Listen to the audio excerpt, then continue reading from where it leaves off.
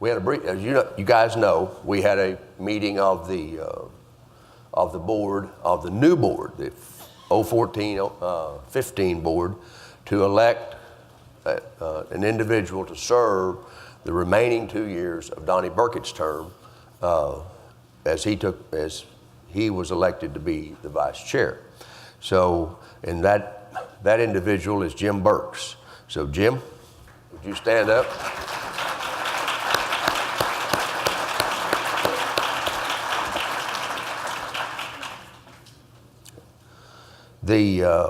We also elected a secretary and a treasurer. Where's Walter? Oh, he skipped out again. All right. Am I doing that for you, or are you going to do that? Go ahead. Why did I think that'd be the answer? The new treasurer, who is a continuing treasurer, is Kent Smoke from Kansas.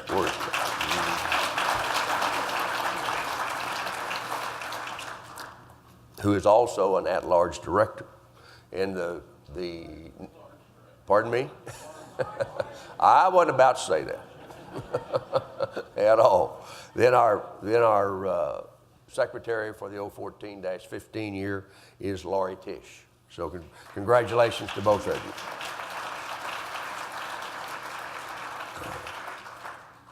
Yeah, and as you guys know, the board is a group of 20 people, 3 officers, 8 regional directors, and 9 at-large directors who have staggered terms. So, and the regional directors are elected for a 1-year period, but they can serve, if they're renominated by the nominating committee, they can serve up to 3 years as a regional director. So just make sure that everybody understands the governance of how we do that, all right? So we look forward to the continued work of the board, and we do go hang out in some nice places, that's true. But that's after Tom Kenny negotiates the rate, and we don't leave any money on the table, trust me. But the board takes a lot of work, and I just want you to say thank you to those board members who have served and will continue to serve, and then those who are stepping off. The regional directors I mentioned, there are 8 regional directors. Don Aubrey from the Pacific, Jimmy Burks from the Southeast, Jack Daly from the Northeast, Tyrone Dickerson from Middle Atlantic, Carlos Barrera, Southwest Regional Director, Doug Skiles, Central Regional Director, Mike Fritz, Great Lakes Regional Director, and Rick Reisig, the Mountain Regional. So would you guys stand up?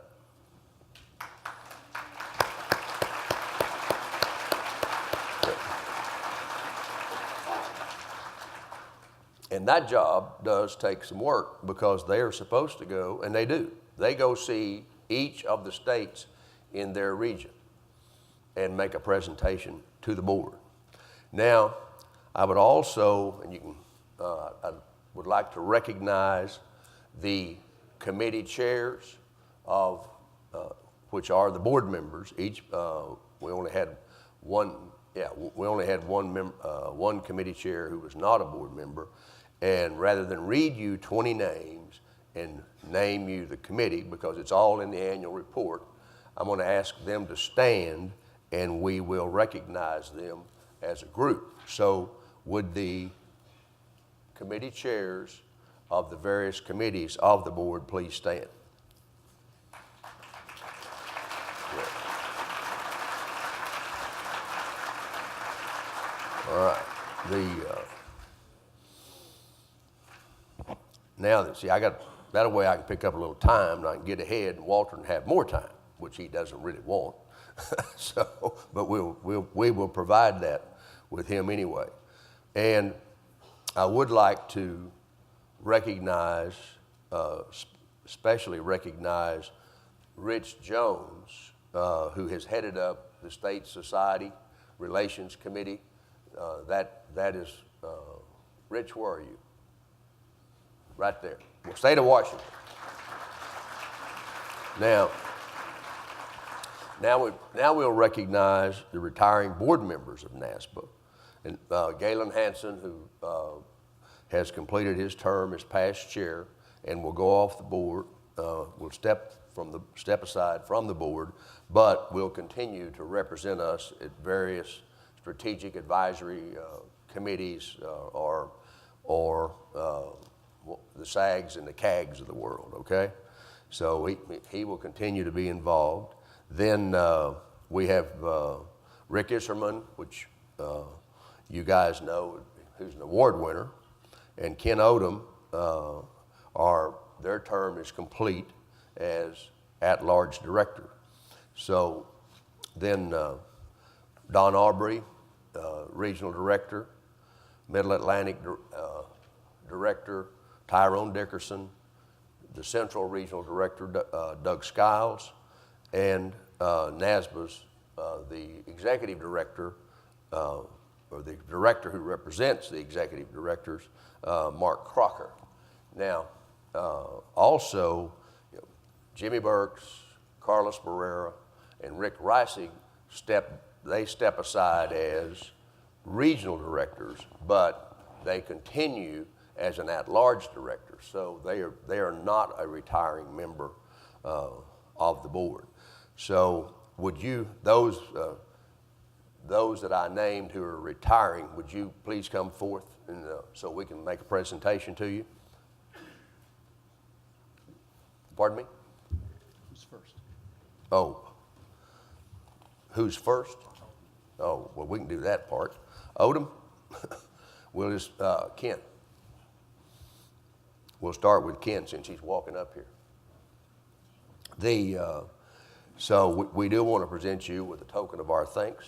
And he served as the director at large. He served as a Southeast Regional Director. He chaired the Uniform Accountancy Committee, and that's a lot of work. And he did that during some real issues within his family, and so, but he was able to carry that forward. And he served on a number of other committees as well.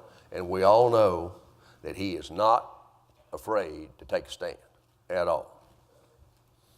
Boy, that's here. Hand it. There you go. Yeah, don't.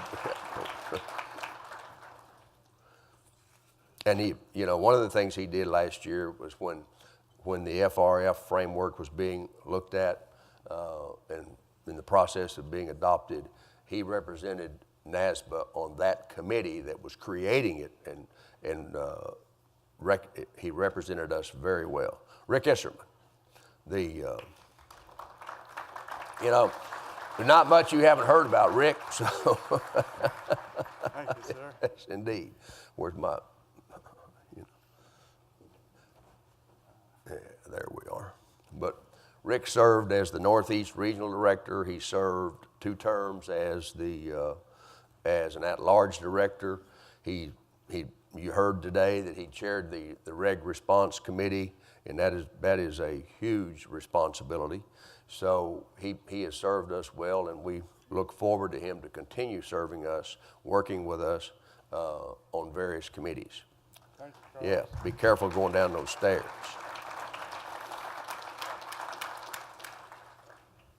Okay. And of course, I've already introduced him as serving as being our audit committee chair, but I apologize for leaving that off, Rick. The Pacific Regional Director, Don Aubrey. There we go. Thank you. Don dealt with some major health issues this year, but he continued his service, made his state visits, and he chaired the Communications Committee. So thank you very much. Yes, indeed. So the Middle Atlantic Regional Director, Tyrone Dickerson, who headed up our diversity group. There he is.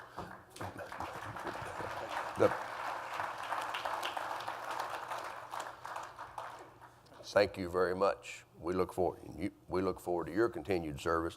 Now, for a guy who doesn't get his backswing any more than here, he can hit it 250 yards.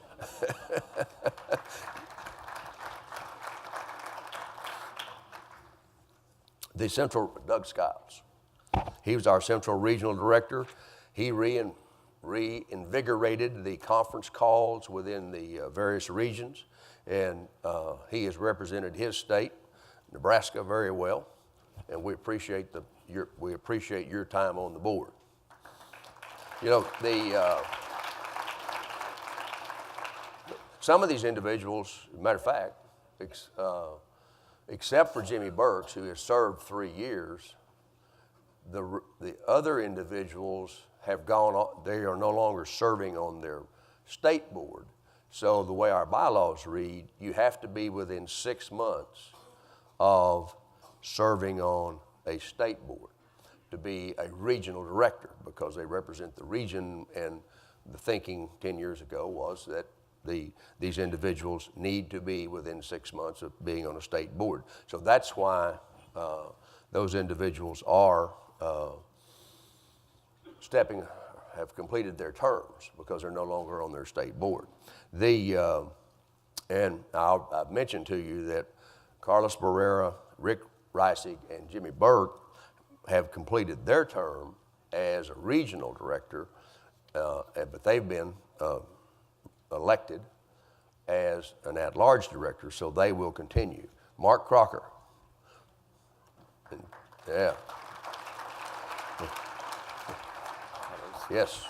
Mark has represented the executive directors very well, and he's not shy about his opinions either. And you saw this morning, he's not shy about taking pictures, or at least showing them that somebody else took. And I was thinking when all that was going on, did I go up there? I did. That's not one of my favorite things to do at all. But Mark did a great job representing the regional directors. All right, then thank you. Now, Galen has completed his service as an at-large director, as the 3 years of being an officer, and been very active. He's carried us, he's represented us in lots of regulatory meetings, and he's carried us through those various activities. He is single-handedly responsible for creating our relationship with the PCAOB, as he was on their strategic advisory committee for a period of 8 years? 8 years. Yeah, that's right. Not 6. So that, you know, and he's also been very active in the international ethics SAG or CAG, depending on how you want to say that. So that's, we do, you know, we want to recognize him. Did you get your own award? I don't get one. I got it last year. Yeah, I know. I just wanted them to know that we didn't forget you. You didn't. That's exactly right. So, and I've already mentioned to you, the strength of this organization is through you and the people that you elect to the board, all right? So I'll now recognize Galen Hansen. Thank you, Carlos.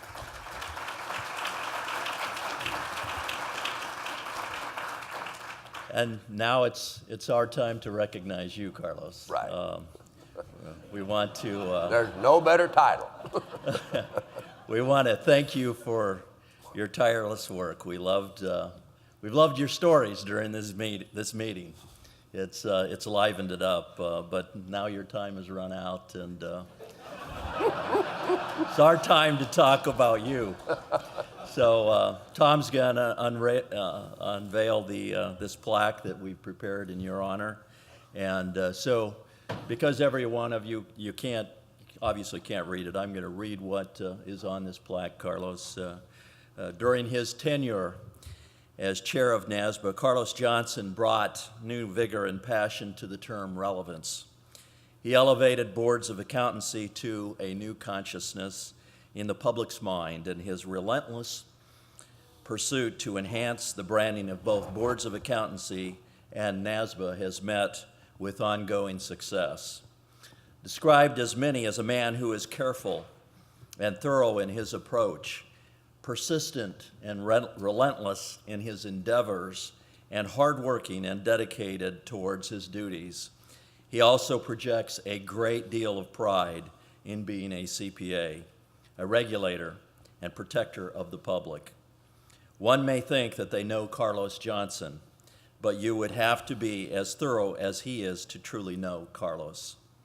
During his service on the Oklahoma Board of Accountancy and on the NASBA Board of Directors, Carlos championed the passage of substantial equivalency provisions in the Uniform Accountancy Act. As chair of the organization, Carlos was always eager and willing to tackle complex issues and was stellar at guiding the profession and regulators to come to agreement for the benefit of the public. As a partner with KPMG for close to a quarter of a century, then a senior investment banker with BOSC Inc., and a partner with Horn & Company, he has built an outstanding professional career. His political savvy is well known in Oklahoma, where he educated legislators and headed the governor's study into the efficiency of the accountancy board.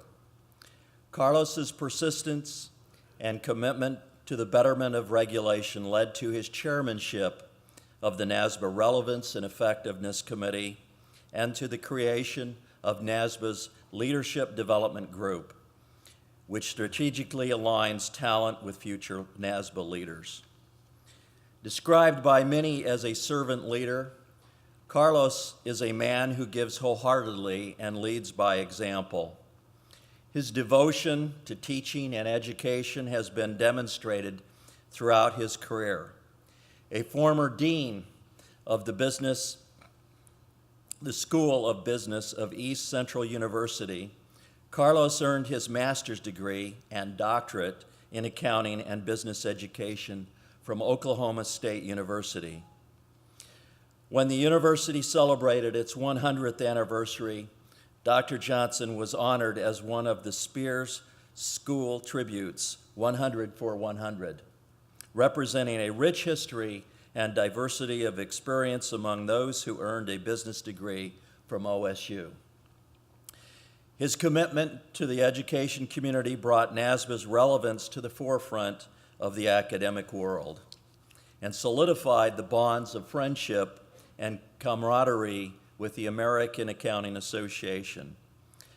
For his outstanding contribution and unswerving dedication to the regulation of the accounting profession, NASBA expresses its most sincere gratitude to Carlos E. Johnson, CPA, and Doctorate of Education.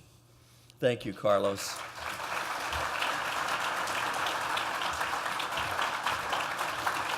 Thank you.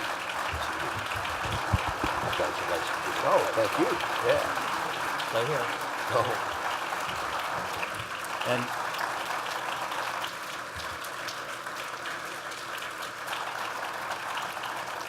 And now it's time that you join the ranks of all other past chairs. And with this pin, I'm going to pin it on you, Carlos, so that you can proudly wear it in the future.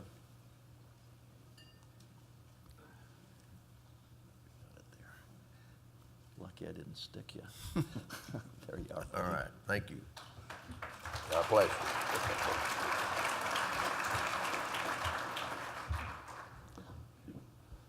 Well, when you grow up in Wilson, Oklahoma, and you only got 2 shirts and a pair of blue jeans, you know, that sort of starts off how Bishop and I compare what being poor means. But then one of my sisters who's here, she said, hey, don't you remember if you wanted a second bowl of cereal, you had to not eat all the milk in the first bowl. So, you know, but I got 2 sisters in the back of the room. Plus, you know, of course, Pam helped me. How she grew up, you know, with a golden spoon in her mouth. And so, but my sisters are all working women, and they you know, they pay into the Social Security system, pay their taxes. You can't, you know, you can't say much more. So even though we didn't have a lot, they're all okay. They've all got good families. I feel better now that I've got rid of all that extra air. But so, you know, but education gave me a way to get out of Wilson, Oklahoma. There were 54 of us in that class, largest class ever, still the largest class. And half of us went to college because our teachers said, you know, they inspired that. Of that half, the half of the original class, half of that group got a master's degree.